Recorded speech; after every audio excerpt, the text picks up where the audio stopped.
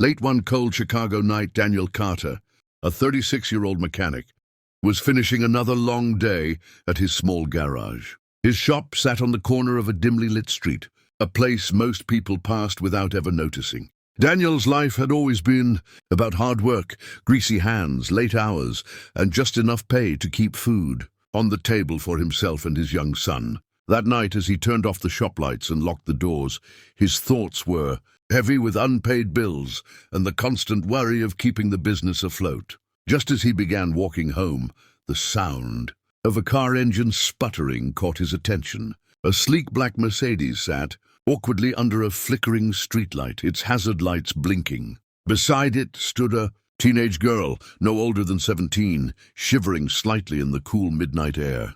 Her dress was elegant, shimmering in the weak glow of the streetlight, and her pearl earrings made her look as though she belonged at a gala, not stranded in a rundown neighborhood. Daniel hesitated for a moment, then decided to step closer. "Need some help?" he asked, his deep but gentle voice breaking the silence. The girl, startled, clutching her phone tighter, then looked at him with wide eyes. "My car, it just stopped. I've tried calling someone, but no one's picking up," she said nervously. Daniel noticed the way she glanced around the empty street, clearly uneasy. He could tell she wasn't used to being in places like this, especially at this hour. Offering a reassuring smile, he knelt down to pop the hood of the car. Under the hood, Daniel worked quickly. With nothing but his old, worn-out tools, he tightened a few loose connections and checked the fuel line. The girl watched him silently, her eyes filled with both fear and curiosity. "You're not scared being out here this late?" Daniel asked conversationally while working. She shrugged slightly, hugging herself. "I didn't think this could even happen. Cars like this aren't supposed to break down." Daniel chuckled softly. "Doesn't matter how rich the car looks. Every machine has its limits." Within minutes, he managed to breathe life back into the engine. When the car roared to life again, the girl's expression transformed into relief and awe. "You actually fixed it?" she said, almost laughing with surprise. Daniel wiped his hands on a rag and nodded. "It's nothing fancy. Just needed the right touch." The girl reached into her purse and pulled out a few crisp bills. "Here, please take this." "I can't let you do this for free," she insisted. Daniel shook his head firmly, pushing her hand back gently.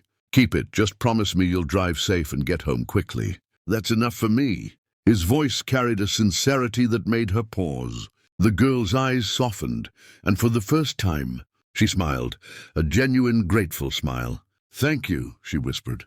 Sliding into the car, she gave Daniel one last glance before driving away into the night. He stood there for a moment under the streetlight, watching her taillights fade into the distance. To him, it was just another night, just another person who needed help. He had no idea that the stranger he'd helped at midnight wasn't ordinary at all, and by morning, her world and his would collide in ways he never imagined. The next morning, Daniel returned to his garage, tired but ready for another long day of repairs. As he tightened bolts on an old pickup, his young son, Ben, sat nearby sketching cars on a piece of scrap paper. It was a normal morning until the low hum of a luxury car engine pulled up outside. Daniel wiped his hands on a rag and stepped out, surprised to see the same black Mercedes he had fixed the night before. Only this time the girl wasn't alone. From the back seat stepped a tall woman, dressed in an elegant business suit. The woman had the kind of commanding presence that made people instantly pay attention. Her sharp eyes scanned the garage before landing on Daniel. "You're the mechanic?" she asked, her voice both firm and graceful. Daniel nodded, cautiously confused. The teenage girl quickly stepped forward. "Mom, this is him. This is the man who helped me last night." Daniel's brow furrowed slightly. "Mom?" He looked again at the woman and realized she wasn't just wealthy, she radiated influence. Something about her was oddly familiar, though he couldn't place where he had seen her before. The woman extended her hand. "I'm Victoria Hayes," she introduced herself. The name struck Daniel immediately. Hayes Industries, one of the largest corporations in the city, responsible for half the skyscrapers in downtown Chicago. He had read the name in newspapers, always attached to wealth, power, and influence beyond anything he could imagine. Now she was standing in his small garage, thanking him for saving her daughter. Daniel hesitated, then shook her hand, feeling the weight of a moment that seemed unreal. "I only did what anyone would have done," he said softly. Victoria's expression softened, her gaze lingering on him, as if she was assessing more than just his words. "Most people wouldn't have stopped. Especially not at midnight, especially in this neighborhood," she replied. Chloe smiled brightly beside her mother. "He didn't even take my money. He just wanted me to be safe." Victoria looked back at Daniel, this time with a warmth in her eyes. "That says more about your character than you realize," she said.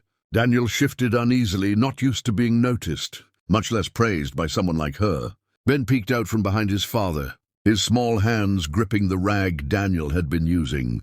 Chloe caught sight of him and smiled. "Is this your son?" she asked gently. Daniel nodded. "This is Ben." The boy gave a shy wave, and Victoria's face softened even more. She bent slightly, speaking to Ben. "Your father is a good man. Do you know that?" Ben nodded proudly. "I know," he replied. Daniel's chest tightened at the simple but powerful exchange. For years, he had fought to give Ben a better life, despite every hardship. Hearing those words from someone like Victoria felt strange and comforting. Before leaving, Victoria handed Daniel her business card. "I'd like to speak with you again. There are things I think you could help me with," she said, her tone carrying weight. Daniel stared at the card, unsure what she meant. He was just a mechanic, a man trying to keep his small shop alive. But as the black Mercedes pulled away, Chloe waved from the window, and Daniel felt a spark of something he hadn't felt in years. The sense that life was about to change. What had started as a midnight favor was only the beginning of a story he never saw coming.